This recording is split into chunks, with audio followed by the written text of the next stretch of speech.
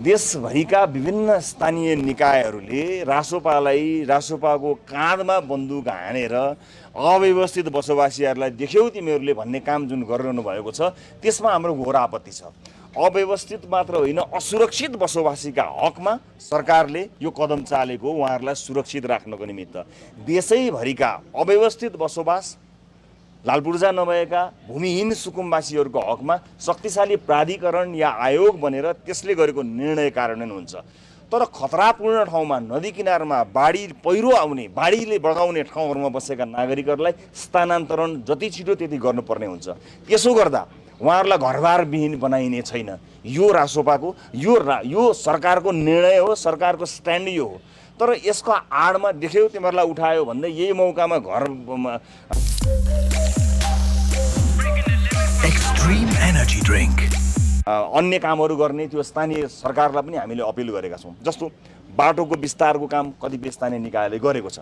त्यो बाटो विस्तार गर्न त्यसका मापदण्ड आफ्नै होलान्, त्यसको आफ्नो कार्यविधि होला। त्यसमा केन्द्र सरकारले के गर्न सक्छ होला र? तर त्यहाँ पनि हामीले के अपिल गरेका छौँ भने नागरिकको जीवधनको रक्षा गर्ने र उहाँहरूलाई सुरक्षित ढङ्गले पछिसम्मका लागि के व्यवस्थापन गर्दै हुनुहुन्छ त्यसको पनि योजना गर्नुहोस् भनेर हामीले भनेका छौँ। मात्र अव्यवस्थित मात्र होइन कि असुरक्षित बसोबासलाई त तत्काल सम्बोधन गर्नु पर्यो नि। सरकारले असुरक्षित बसोबासलाई सम्बोधन गरेको, काठमाडौँका हकमा, उपत्यकाका हकमा सुरुदेखि नै सूचनाहरू गएका छन्, विभिन्न चरणमा कार्यक्रमहरू भएका छन्, विभिन्न तरणले सचेत गरेका छन्, त्यसको कार्यान्वयनको चरणमा गएको हो। देशैभरिका भूमिहीन सुकुम्बासी साथीहरूलाई म विनम्रतापूर्वक यही सन्देश फेरि पनि म यो सायद तेस्रो पटक भन्दैछु, परे म धेरै पटक पनि भनौँला कि जुन तरिकाले तपाईँहरूलाई आतङ्कित पारेर आजै उठाउँछ, भोलि नै उठाउँछ, भरे नै उठाउँछ भनेर आपत पार्ने काम गर्नुभएको छ, केन्द्र सरकारले त्यो गरेको छैन।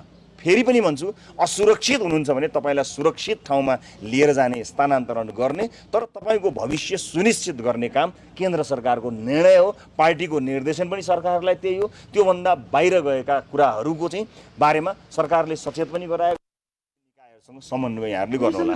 हस्, धन्यवाद। विद्यार्थीहरू अहिले पनि रिलिफ सेन्टरमा पढ्न पाएका छैनन्।